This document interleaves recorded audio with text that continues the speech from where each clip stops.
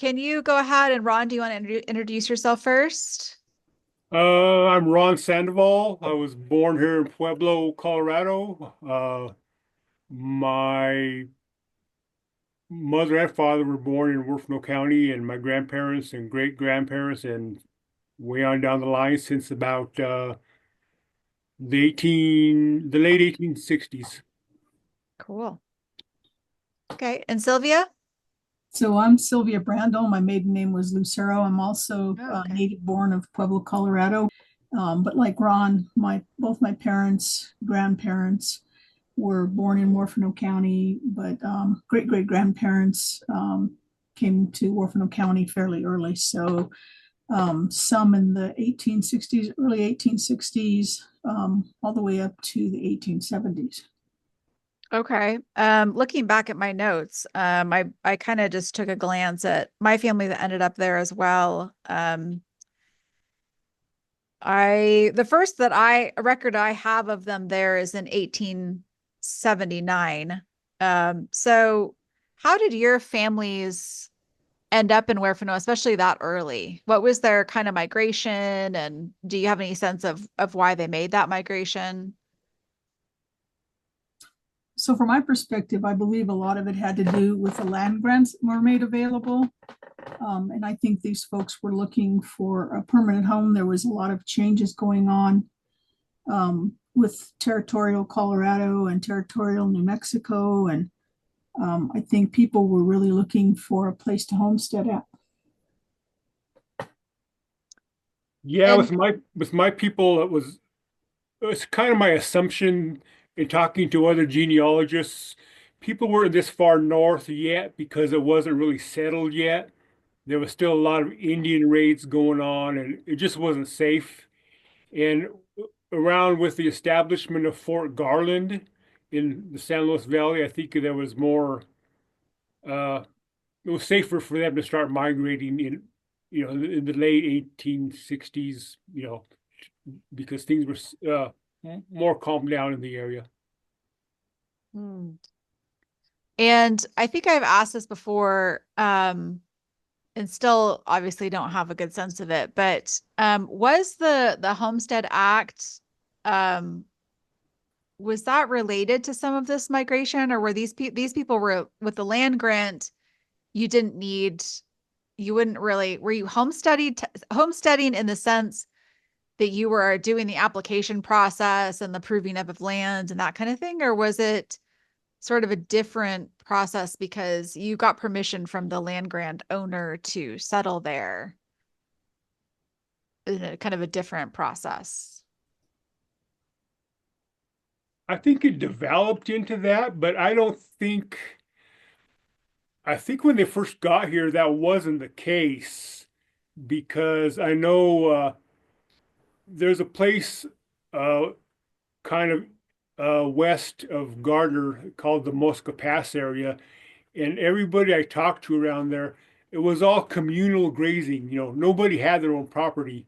They just all the families, all Hispano families, grazed their sheep up there, and like I said, there was nobody had their fenced off area or nothing.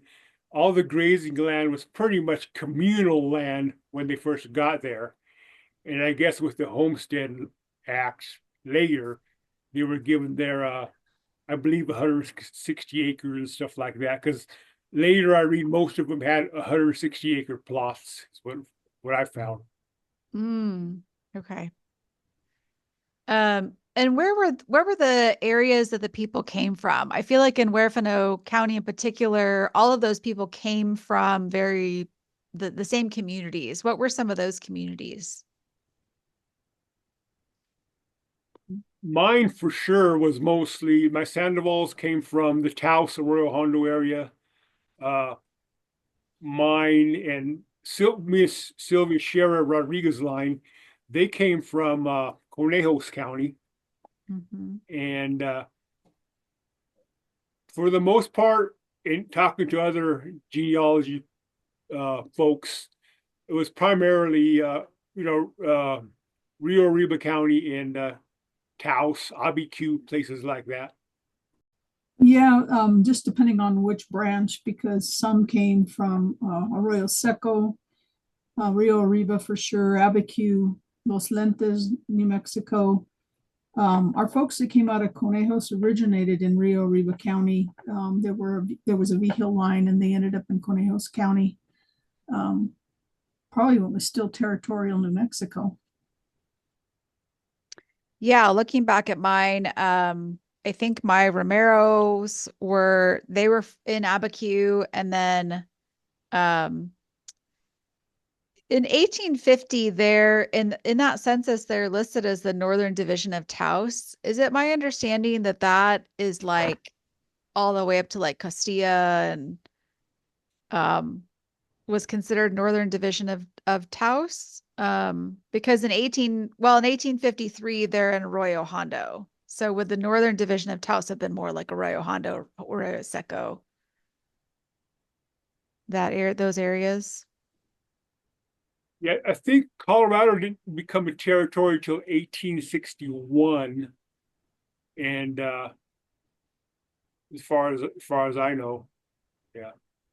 Yeah, and then that's the point where Castilla and Conejos County were split off from New Mexico and became part of the Colorado Territory.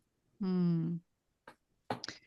Yeah, and then my Alira's line, they started in Ojo Caliente, and then my great great grandfather was in the Civil War, and in between his service in New Mexico and Colorado, he ended up in Guadalupe and Conejos County. Um, and so I'm not, and I think he came with his wife, with his first family, and then he ends up leaving them there. So his wife stayed there and have had some more children with unknown fathers, and he abandoned that family. And then he pops up. I can't find him in 1870. In 1880, he's started having children with my my great great grandmother in Huerfano County. So that's why I'm kind of curious about in my Romero line. I can't. The earliest that I have them is 1894 in Pueblo or 1891 in Pueblo, and presumably they came from Huerfano County, but I can't find them. They're my brick wall. So that's why I'm so curious about those migration patterns, because clearly they all sort of came up from the same communities in a similar pattern. It is interesting though. I understand it seems like, especially from Rio Arriba County, there was a land issue, there's a water issue.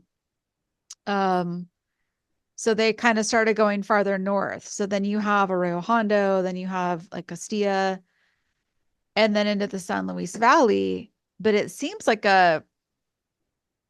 just seems really extreme to go all the way then to Huerfano County from the San Luis Valley. I did a trip this summer where I kind of traced that pattern, and it's a distance. It really does make you wonder what was it that made them. Was there an issue with land and water in San Luis Valley? And you did have that protection of Fort Garland. So do you all have any sense of what sort of motivated them to just keep going farther afield, like further into a very dangerous territory? Was it Yeah. maybe just grazing land?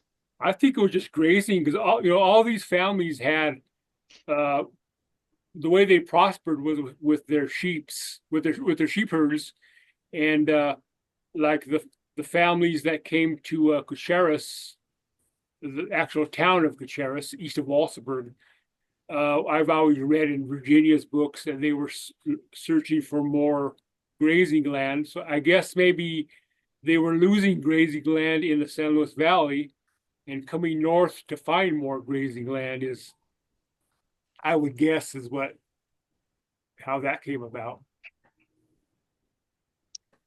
So you mentioned Cucharas. What were some of the other main settlements in Huerfano County? Because it was pretty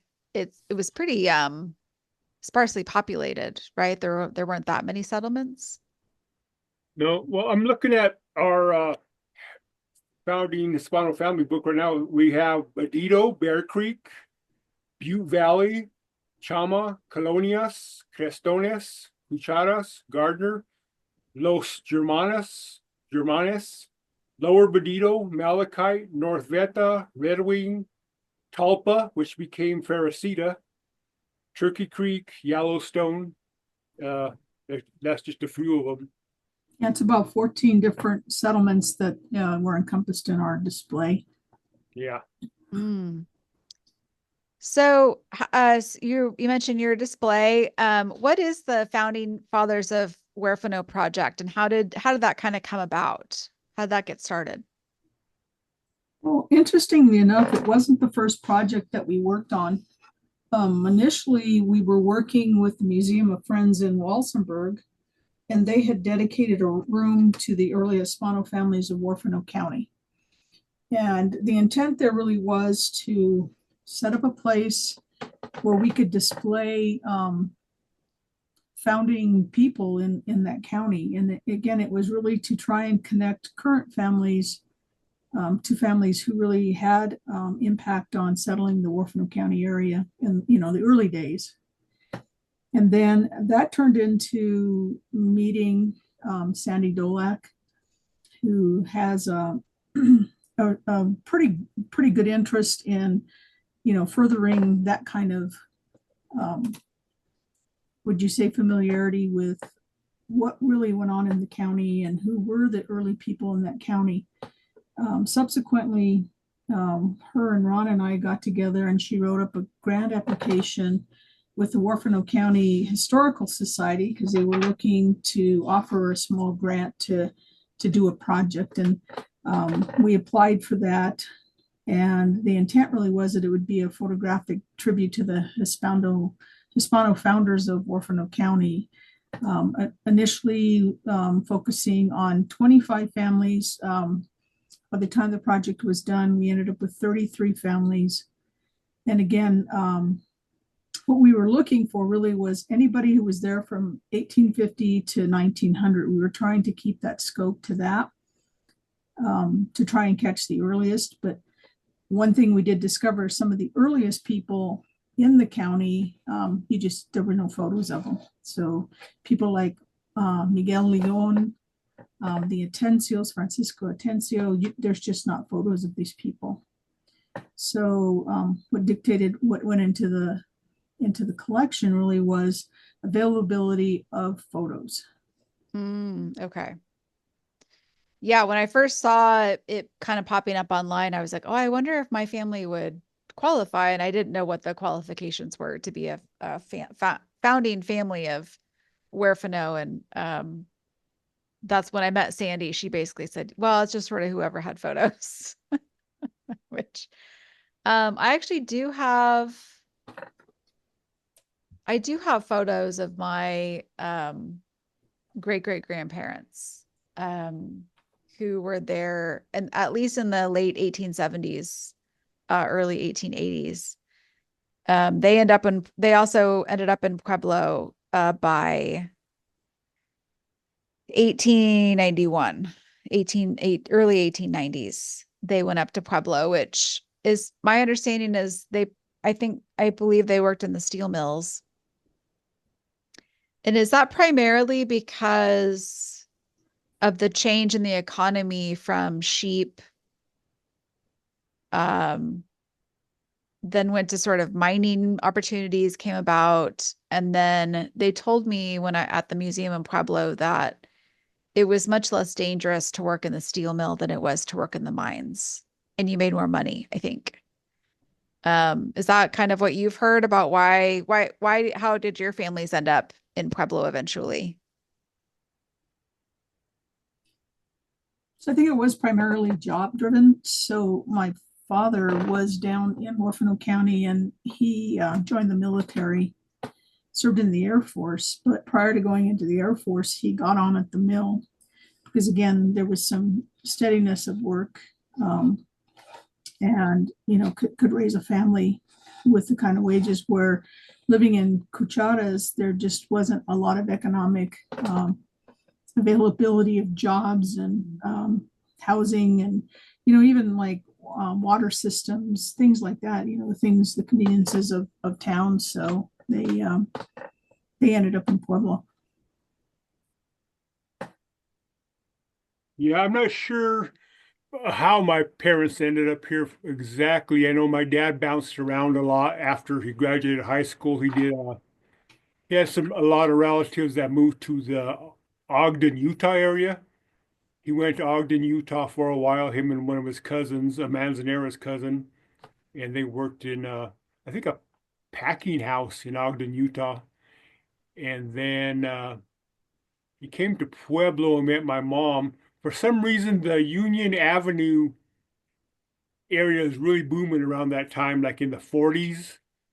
And a lot of people came.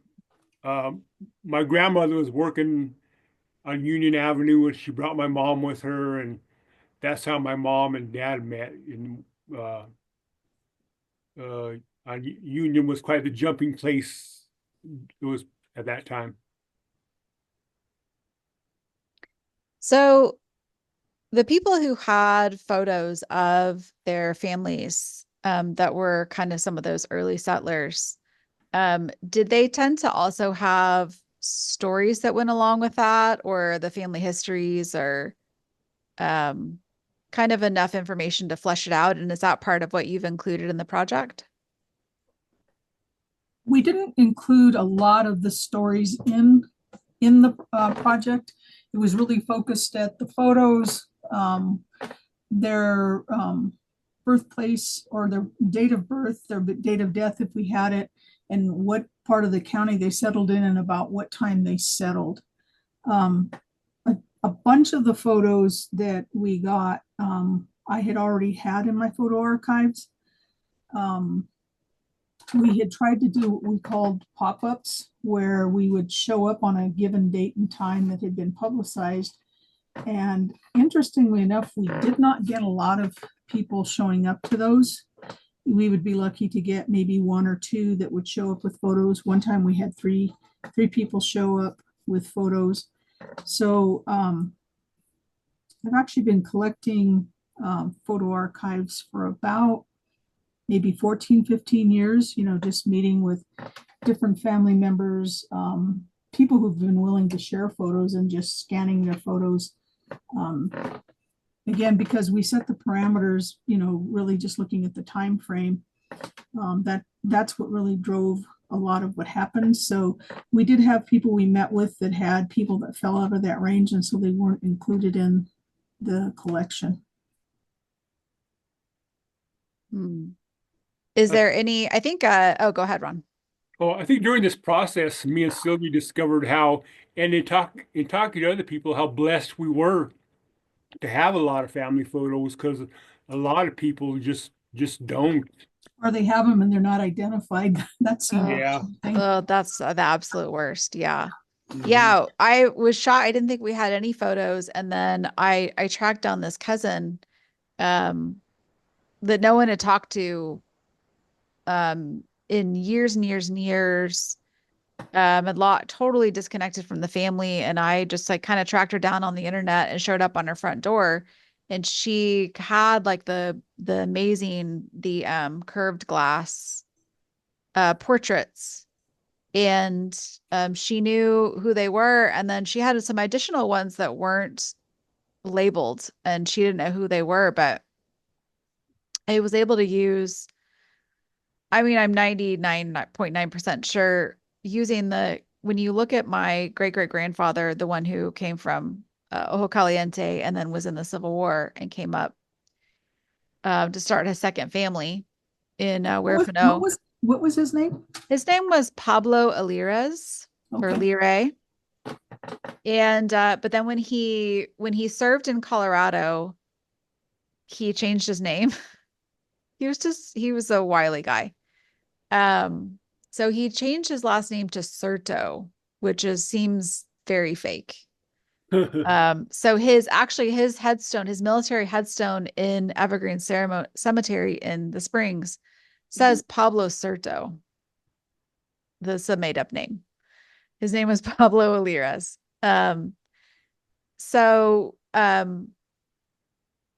looking at his pension records from his service that he applied for in the 1890s, described his health conditions. So he was blind because he got gunpowder in his eyes during the Sand Creek Massacre. He got run over by a wagon in 30 miles east of Pueblo in 1874, which, as far as I can tell, is probably Avondale or the Audubys Ranch. So he had crutches. So this cousin had a photo of this old man at the family house that we knew was our family house. He's like a zillion years old. He's clearly blind, and there's crutches over in the corner. So that just has to be him. But I was just amazed that any photos existed. I mean, at the time that some of the portraits were taken, I mean, where did and it's my understanding that they were photographs, and then they would do that thing where they would paint like two different photographs together to make like a family portrait. Yeah, the composites, that's what The they call it. composites. Yeah. That was pretty typical. So at the time that he would have gotten those done would have been like when he lived in Huerfano County, like in the 1870s or 80s. It's just so incredible to think where they would have gotten those done. Yeah, I agree. I think that there were a number of different ways that they got them. I think that there ended up being some established photographers in the area. There were also traveling photographers. So these were people that would pack out and go to different places and take pictures of people in their houses or their on their properties. They'd set up a backdrop and have people stand there and take pictures. I have a photo from my Garcia line where we call it the orchard photo because they had a bunch of apple orchards in the Talpa or Faircita area, and they're standing in the orchard. So clearly it was a traveling photographer that took that. It's amazing some of the stuff that exists out there. So, but we do know that there were photographers that were set up in that area. We can see commonalities and backdrops in actual studios. Common furniture that you'll see in multiple different family photos. It's not just one family, but you'll see, common backdrops. So it's kind of interesting. You can start to recognize where photos were taken by the furniture and the backdrops because you'll see a common thread there. Have you all explored the Altman collection at the Trinidad History Museum? Are there any people from Huerfano County in that collection? I would imagine that there are because some of our family members were doing, like, for example, my Lucero family who homesteaded in the Cucharas area. I found out fairly recently that my great grandfather, Juan Maria Lucero, was not only working the farm, but also doing work in the mines. So we would find some of our folks that might go work in the mines, but also keep their farms going. So I would imagine that there's a possibility that there may be people from Huerfano County in that collection. Yeah, I just recently learned that it's available online and was astounded that what a resource that is, but it was also very overwhelming. I really need to just find some time to really dig through that collection because not all of they're indexed, but not all of the names are spelled correctly. So you kind of have to just literally look at every single entry. But what an incredible resource. From all over that area. I think people came from all over that area. I was reading some book, I can't remember which one it was, but that sort of indicated that, oh, it's probably one of Virginia's, that indicated that there was a lot more travel across what I consider a great distance more often than you would have thought. So maybe that's also like the I was curious. I was just reading a letter. One of my Romero ancestors married into the Tom Tobin's family, Tom Tobin, the mountain man. And so I just saw an ancestry last night. They had some letters that were written by Tom Tobin to his sister. And his ranch was I'm not sure. Is it on the like what's now the Trinchera Yeah, I think it was ranch Forbes, property? maybe. Was it Forbes, Ron? Yes, it is. Yeah. Are you able to access that or is it private property? I think it's private. Yes, Okay. it's private. I guess so. My great great grandmother's sister married his son, Tom's son, and I guess they lived with him on the ranch. So it would always be, of course, fun to go visit that. But anyways, he was mentioning how his wife was out of town visiting her people. And I was curious where her people would be. Anyways, just that there was more travel, I think, than I would have expected between these sort of farther places. Do you know if there were any particular like trails that they would use? As I said over the summer, I kind of was obviously driving the roads and trying to picture what it would be like to travel those distances. Were there any particular trails, do you know, that they would use to like routes?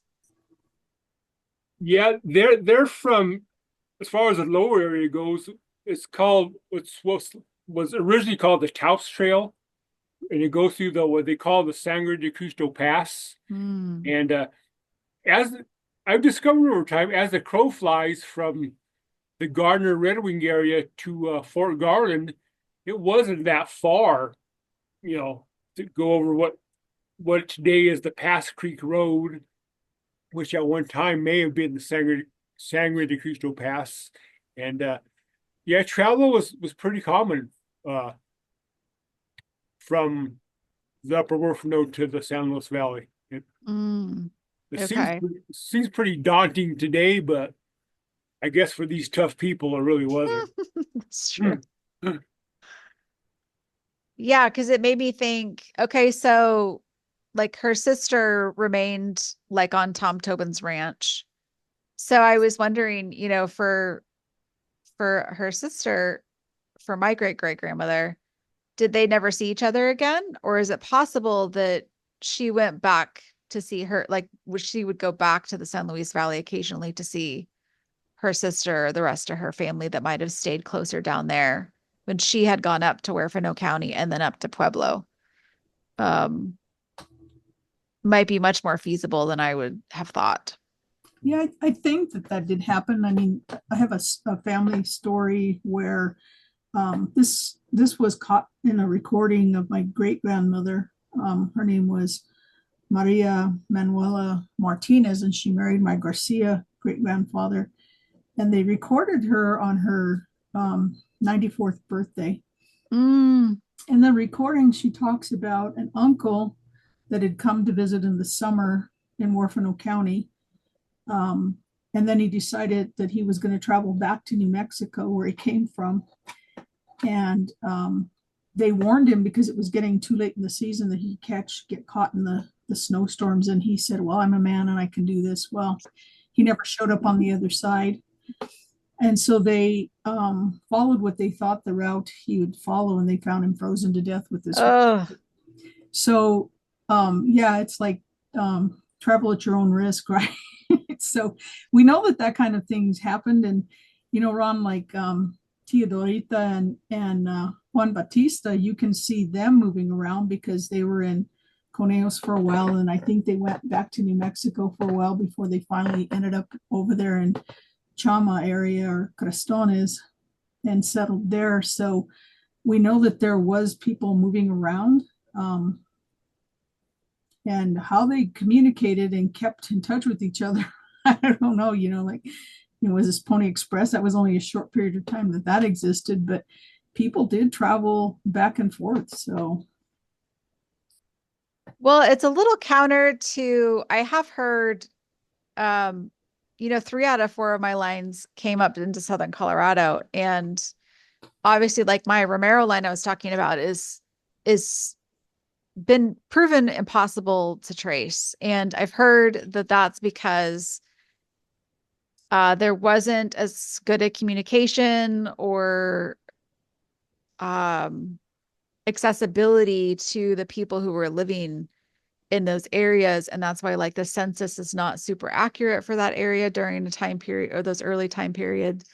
Um, but those are two kind of contradicting ideas, right? That either like they were able to travel a lot and were pretty accessible, but then maybe it's just the census taker. Maybe the census taker was not used to those areas, or I don't know. It's definitely harder to trace those lines than it is to trace your family that stayed in New Mexico. Did you find that to be true, or were your family pretty easy to track? Well, some of the things about the census takers that I have found when looking online at records, they don't always spell the names right. So you may be searching with what you know to be the proper spelling, and there's a totally different spelling in the census. So that tends to make things difficult because I think some of the census takers spelled names phonetically, and sometimes the handwriting wasn't very clear. So when the things were transcribed, it doesn't it you can't find them. Like I was trying to track my great great grandparents, and I was certain I had found them in Conejos in the census there. And my great grandmother, her name was Nestora, but because of the handwriting of the census taker, they had her under a totally different name. I knew his name was right, but I couldn't figure out why the transcription said he was married to somebody else. But I got a copy of the original census. It was just a matter of how they transcribed it, the person that transcribed the census. So there were things like that that can cause difficulties in trying to track your relatives because of that. Yeah, I have a cautionary tale in terms of not backing up your work. So I lost a bunch of my um I still don't know how it happened in some type of Google Docs explosion. I don't know what happened to this day. But I have my notation. I have like the information, but I don't have the actual record anymore. So I have what maybe 10 or 12 years ago, I found my Lyra's family in 1880 in the I wrote down what it said. It said they were in East Walsenburg, which I still don't know what that means.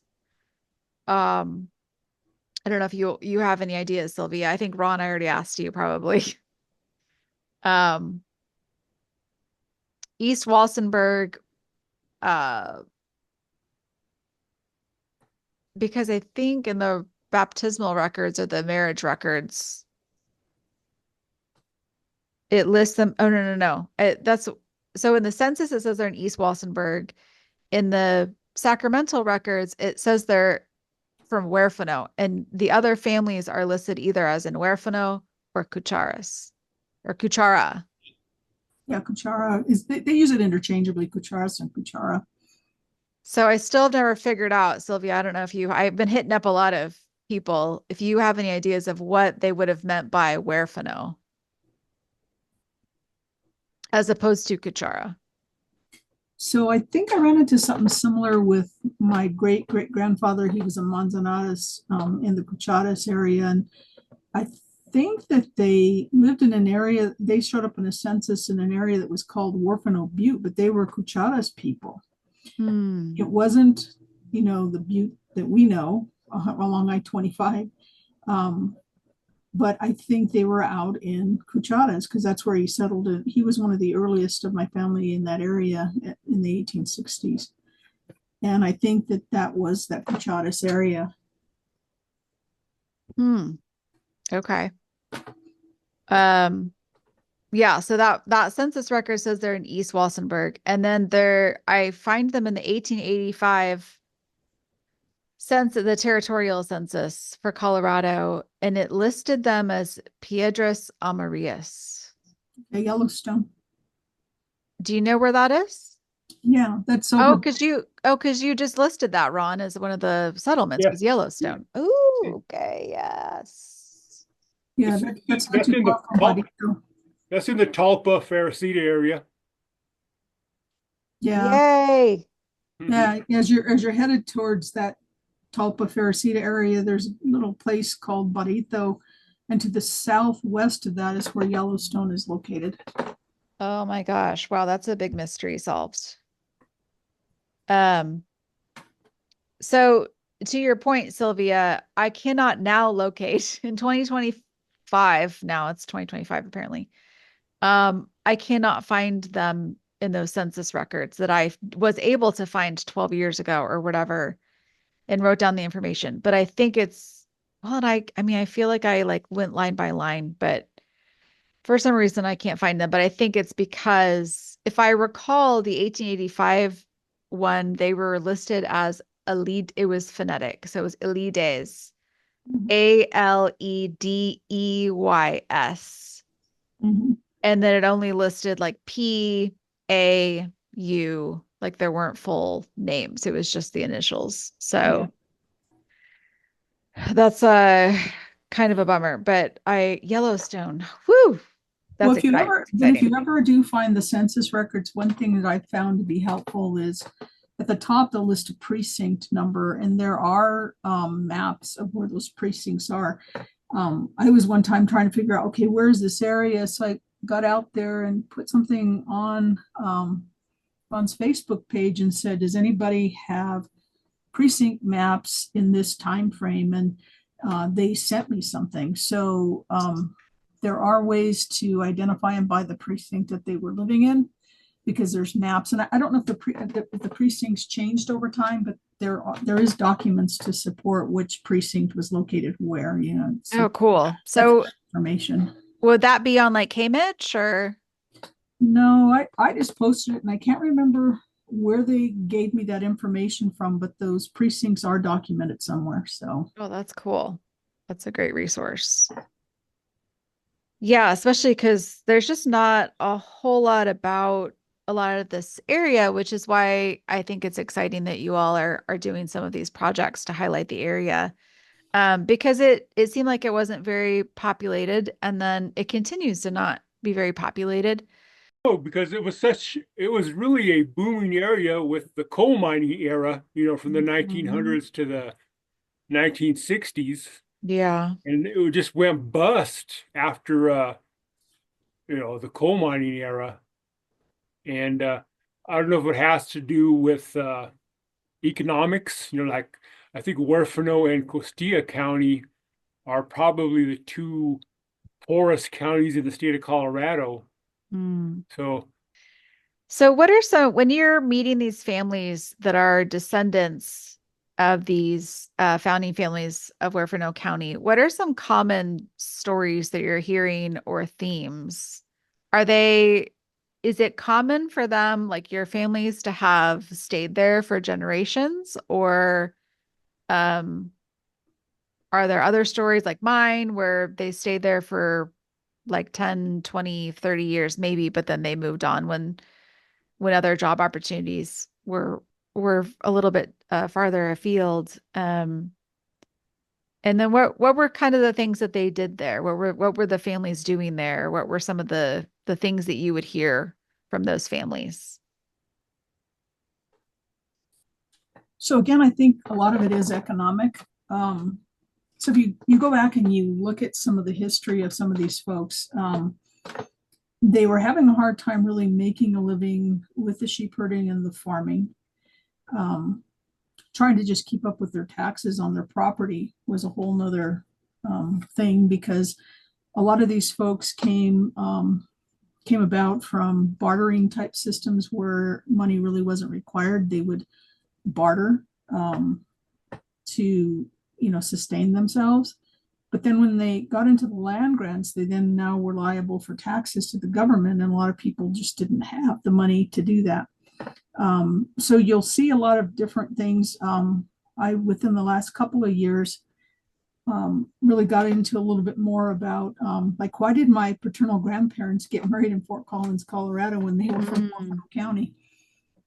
I couldn't figure that out. And then I was lucky enough to meet a gentleman at an Adobe workshop down in Huerfano County who was living in Fort Collins and introduced me to this whole colony. There were actually three colonies. They call them Tres Colonias up in Fort Collins, that was all centered around the sugar beet industry. And so what I found out is that my grandparents got married in Fort Collins because that's where my grandfather was working in the beet industry.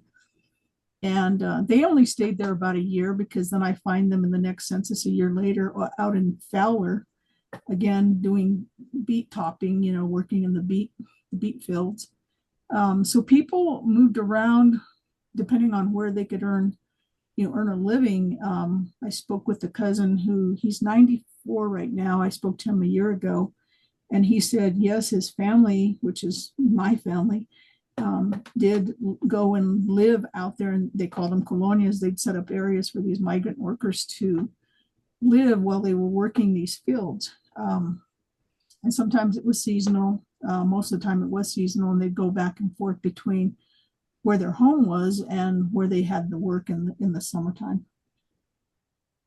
So we did, I did find that kind of things. Again, people going in and out of the mining industry, because again, it was obviously very dangerous work.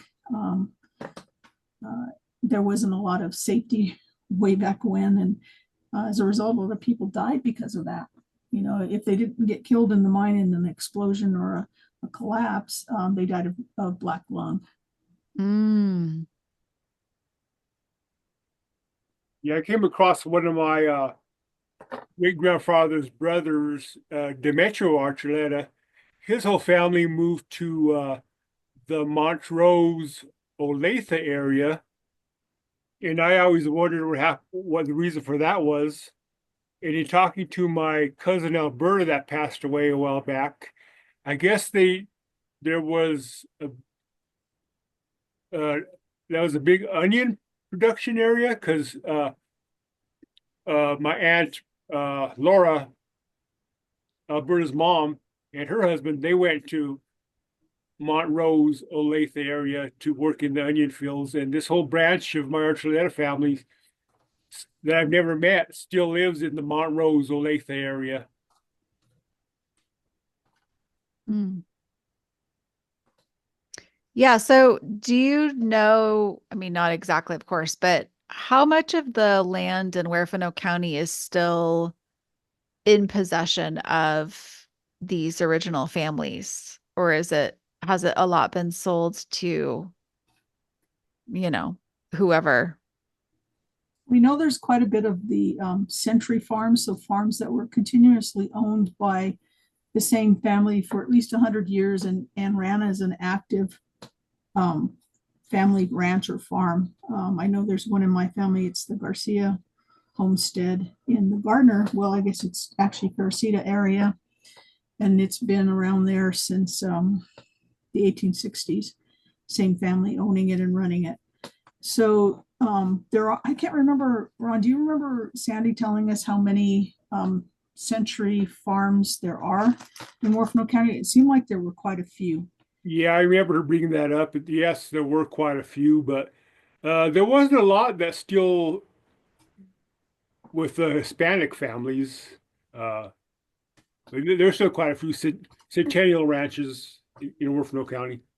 Yeah, Cool. we still own the family property in Cucharas, which, again, they moved there in the 1870s, and we still hold a piece of that property. What are people doing with those properties? Are they still able to keep livestock, or is it more just like I don't know. Uh, for my family, the Lucero family, we have not had that as an active farm or ranching in years. I mean, my grandparents used to have livestock on there, but once my dad's generation all left that area, that pretty much stopped. So I remember as a kid going down there and they had cows and sheep and pigs and that kind of thing. But that has been quite a few years ago. Yeah. In recent years, and this kind of sticks in my crawl, what do you want to say? A lot of big Texas companies have bought a lot of the really multi-thousand acre ranches, and they're setting up cabins, charging $20,000 for an elk hunt, $15,000 for a deer hunt, and then they go in there and they one of the Hispano families that I know have a lot of land. They lease the land from them for hunting, and that's what a lot of the big ranches are now, just private hunting ranches Hmm. that the Texans have leased hunting rights to, charge really a lot of money to hunt big game on these ranches. That's Yeah, that's what happened with my family ranch in northeastern New Mexico. Same thing. It's owned by a big Texas cattle company out of Amarillo, and they have hunting trips. Yeah. The main house that my great grandfather built actually it was kind of benefit to us because they had outfitted it for hunters. And so they maintained it. It was furnished. It was like really well um kept together out there, which is a blessing and then they let us stay there. It's now the caretaker's son is living there with his family, but um yeah, I mean, that's an issue nationwide, I guess, right? It's very hard if you have like a small family farm or whatever, you can't really make a living off of that anymore. You have to have like a huge operation to really make a go of it, it seems like. yes. Yeah, and water's a big issue. Yeah. Got to have the water. Yeah, is I know there are struggles with the Denver Metroplex wanting to take water from the San Luis Valley. Is the Huerfano County area, are they impacted by these water issues at all? Back when the marijuana industry started, there was a little bit of hackles raised over that. And a lot of that, Mm. the older water rights were sold to some of the marijuana growers. Is That was a water issue. Hmm. Wow. Yeah, I hadn't thought about that. So, you're doing the Founding Families of Huerfano. Are you all still kind of doing the tours with that or your pop-ups? Or has that died down? So the display itself has been out to several different organizations.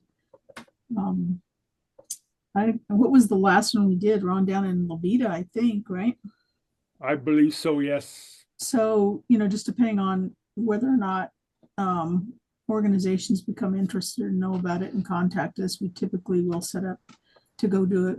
We took it as far as Denver to the Historical Society or the genealogy group up there and did a presentation last spring for them. And it just depends. We haven't had anything since I think was that July when we did that in Levita. Yes, I believe so. For Fort Francisco days, I believe that was, yes. Yeah. And I'll let Sylvia talk about this. We're talking about doing a similar project with the next generation. We haven't started anything yet, but that's kind of where we may be going forward with this. Go ahead and elaborate on that, Sylvia, if you want. Yeah, what I'm hoping is that the 150th anniversary of Colorado statehood will happen in 2026. And so what we're hoping is that there will be funding for projects to continue, such as the next generation of the pioneers. We have a lot of photos. Like I said, I've got a pretty healthy archive of photos that we could easily do another 25 to 30 families. Um, And, again, as word gets out there, you just never know. You could be at an event and somebody will pop up and say, oh, well, I have these family photos. Like you mentioned, you have family photos. That instantly perks my ears up. I'm like, okay, there's another potential.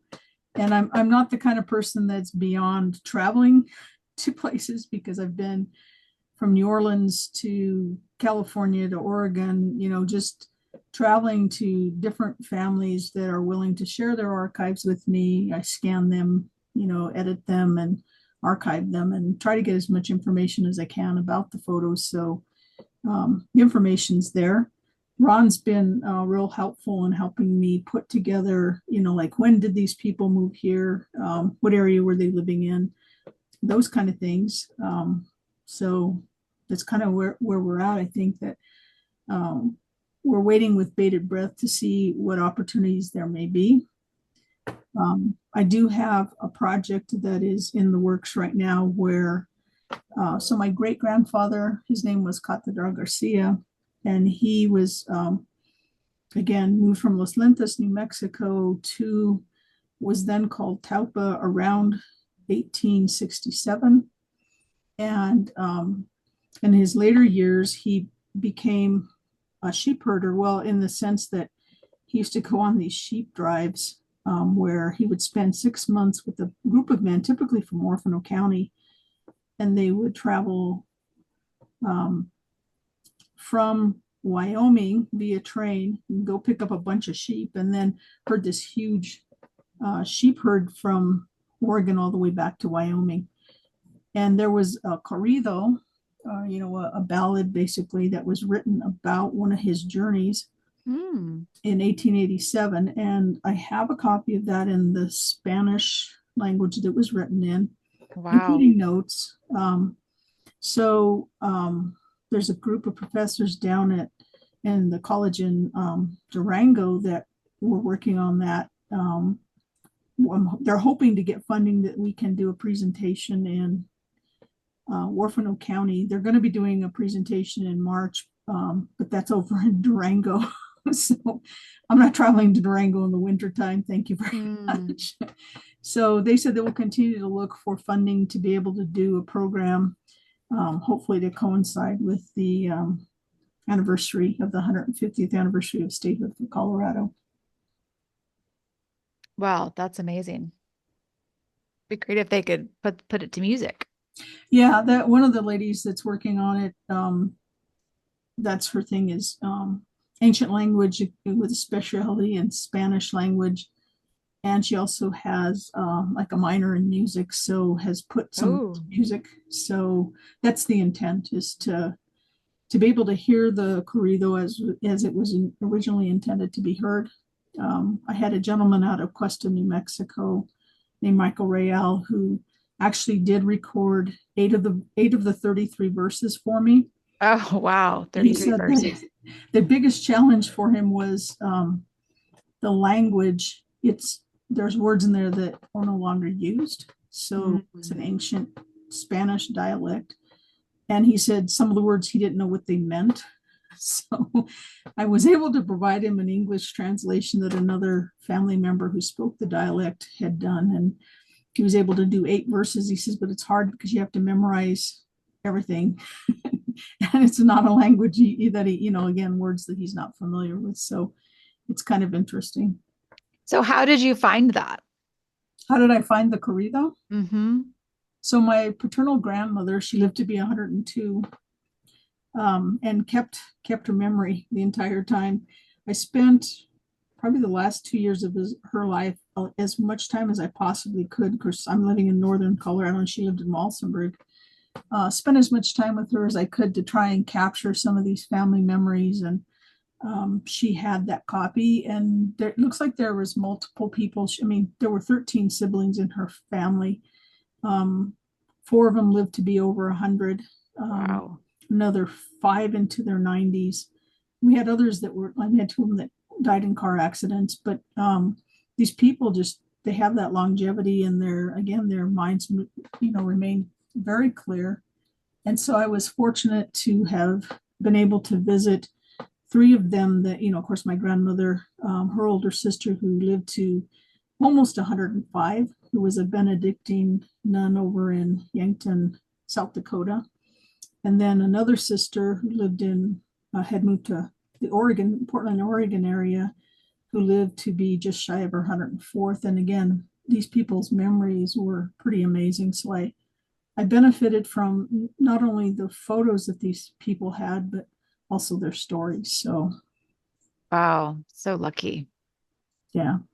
Yeah, I don't know what that is. My great grandmother, who was born in Huerfano, Mm-hmm. wherever that may be, she lived to be 94, and she rolled her own cigarettes. She always had a beer in her hand.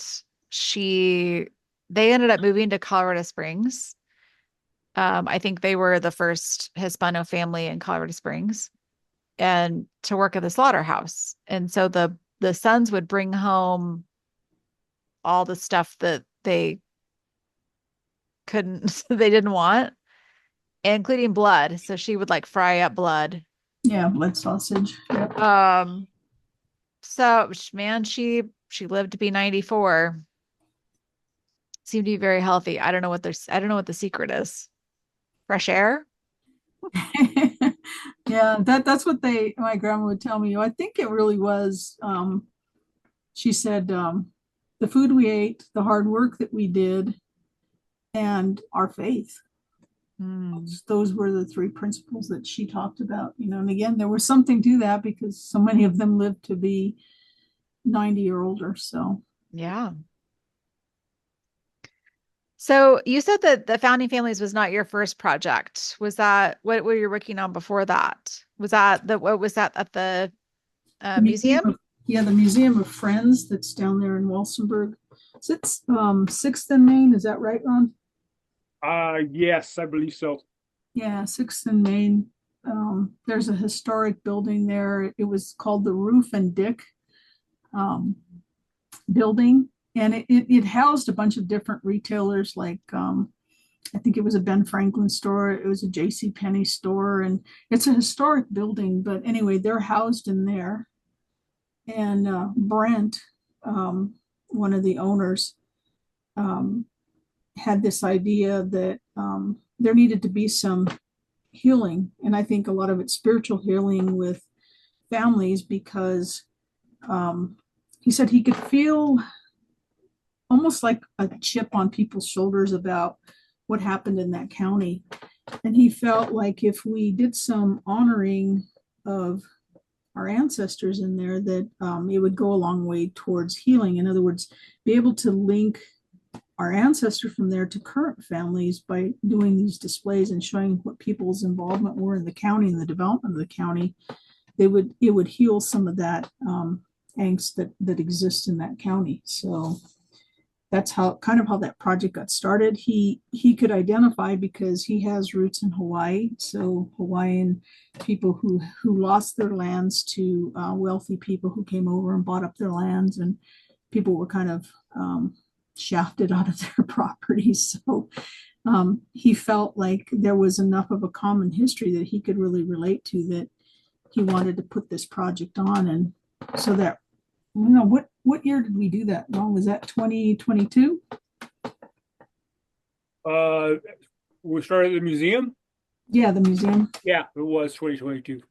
Yeah, we opened Oh, wow. that display in Labor Day weekend in 2022.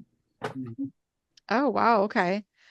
So what the angst that he was referring to is referring to like the loss of land. Yeah, yeah. Okay. And Interesting. when we had our major unveiling, we had it at the community center in Walsenburg, and we had it for 2 days. One day in La Vida, one day in was that the time, Sylvia? Well, that's for the pioneer display, the founding pioneering Yeah, families. But the Museum of Friends, we actually did yeah, the museum itself. yep. The two events kind of coincided, so we were at the community center, and then with Sandy, and then we ended up with the opening later on at the Museum of Friends for that display. So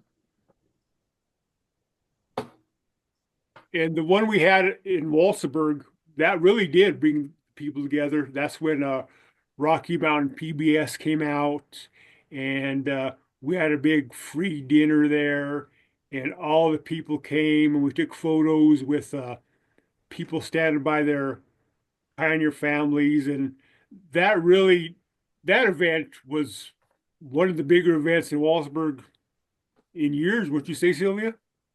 I think so. It was, I think it was pretty successful. Yes. I personally got to meet um, cousins I had never known before that event and have kept in contact. One that comes to mind is the Bustos family. So they were another prominent family out of the Cucharas area, and I got to meet John Bustos and his wife, and I've been in contact with him since. And it's pretty amazing because I think he's 88 years old. And even though there's a big age difference between him and I, almost a whole generation, um, we can share stories about our time down in that Cucharas area as kids. And there's so much parallel to the things we did, the foods we ate, the stories that the family shared.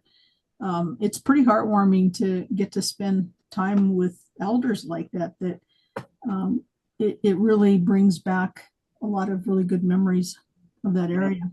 Yeah. I think this whole project really helps bring families together, help people understand their culture better, especially the young people.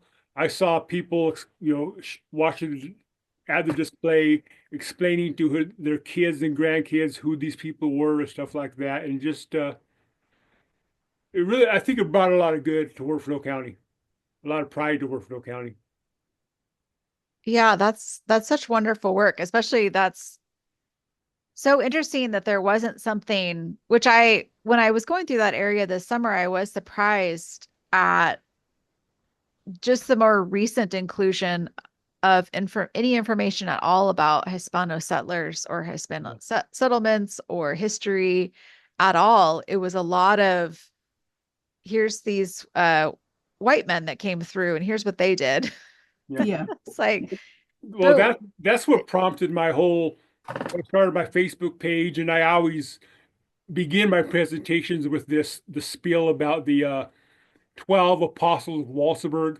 It's a old photo that was always on the Walsenburg pages of Fred Walson, the Sporletters, the Borsies, all these white men around a table, and I got my hackles raised. And well, if the truth be known, the Hispano families were here first, and it got things going. And well, the heck with this, I'm starting my own history project with my Facebook page, and in a way, that kind of started everything. The the misrepresentation of the Hispanic families that were there. so that's your page that you run. I mean, I've been part of it for years, but I didn't realize that that was you had just started it. It's called the Early Settlers of Huerfano County. Early Hispano families of Huerfano County, Colorado. Okay. Yeah, I mean, it just goes to show you. I remember talking when I first got started, I met with a longtime genealogist, Ralph Salas. You probably know him. Um, and I just said, why, I don't know, why is this all this history is here? It's so incredible. Why is not more known about this or written about it? And he said, sweetheart, you're gonna have to write it. And I think that's what you all have done with these projects, and I'm so appreciative of it. And I'm also I think I took it for granted for many years because I've only been doing this 10, 12 years or so. And so with those resources being available, I totally took for granted that this story's been told. This our ancestors are represented, and that has not been the case for such a long time. And it's only been more recently that people have sort of taken that up and brought those stories to light. So I so appreciate the work that you all are doing. What are some helpful things that people can do if they want to get involved or contribute to the projects or? So I think again, the Facebook page is a really good vehicle or mechanism for people to connect, um, because um, again, for me, one of the driving factors really is connecting people to people they don't even know if they're related to it, and Ron's page really is good about that, because people post photos or stories, and pretty soon there's people piling on saying, "Hey, well, those are my great great grandparents," and so it's kind of fun to see people connect to their past. Photos is a really good way to do that, because I think it puts the meat on the bones.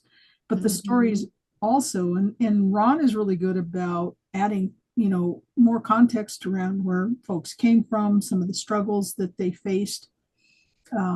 He posts different things like that. I'm starting to see a lot more people contribute in that way, which is wonderful because it gives you some more texture to what people lived through and how resilient they were. So that is a good starting point, is to launch into that, because again, we're going to be looking for more funding, I think, to go to this 150th anniversary, so that we could do a follow-on project to the original display that we did for the Historical Society. Okay. So like I have my photos and my stories about my folks from Huerfano County. Should I post that to the Facebook page? Is that helpful? I think it is. What do you think, Ron?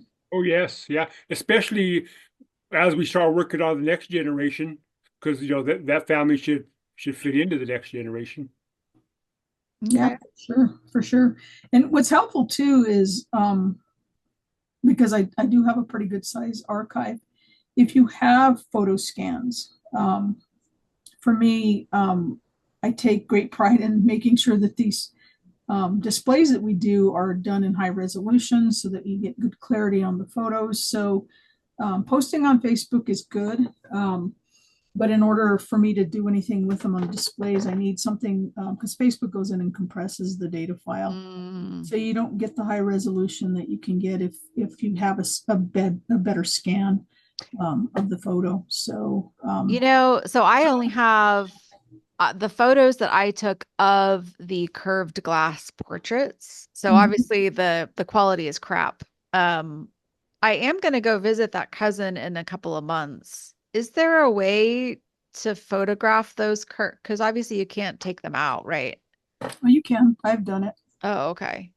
Um, well, I don't know if she'll let me do that, but Yeah. um, is there like a trick to photographing them when they're in that curved glass? It's really hard. Yeah, because you tend to get glare. It's better to do Yeah. a low light situation where you don't have like window light coming in or a overhead light.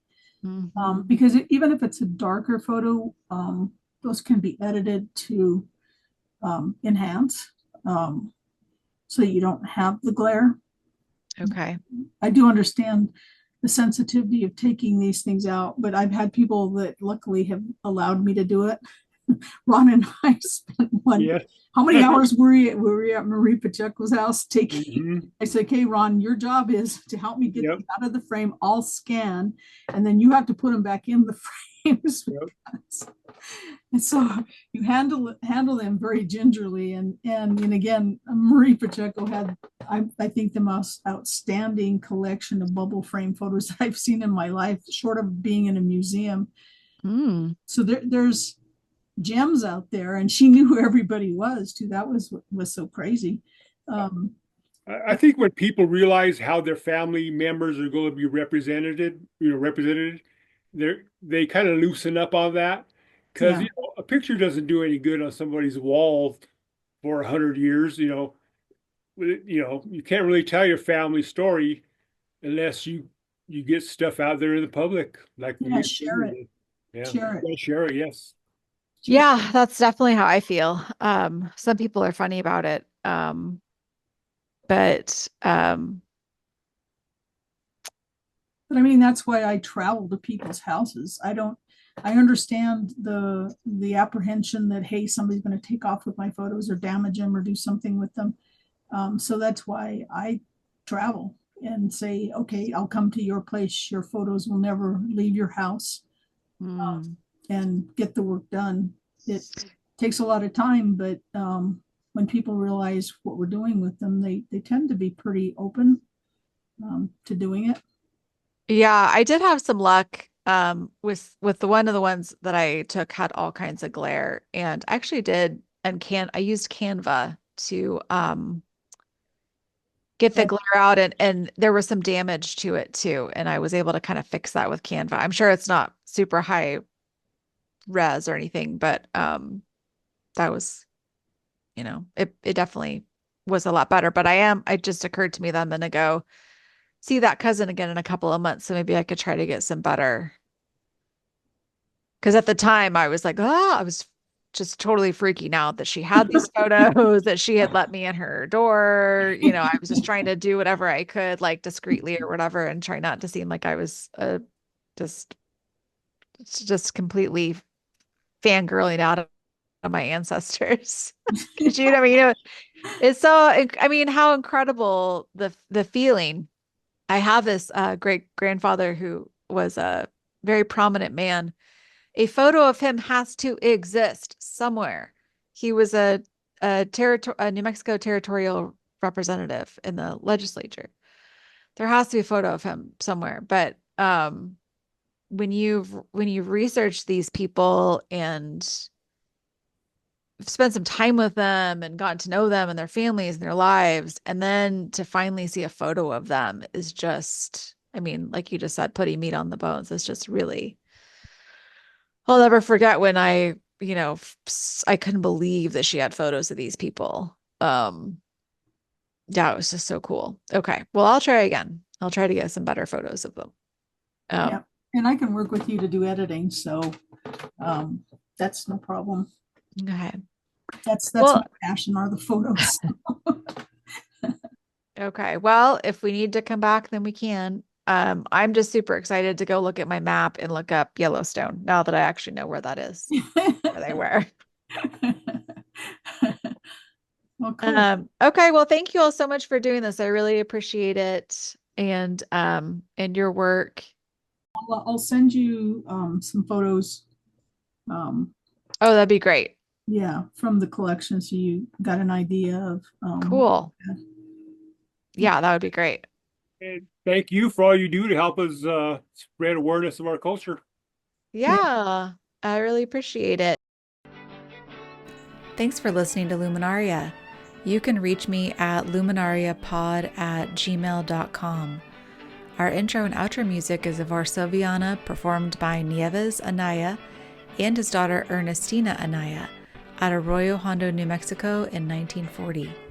It's part of the Juan Bautista Rael collection at the Library of Congress.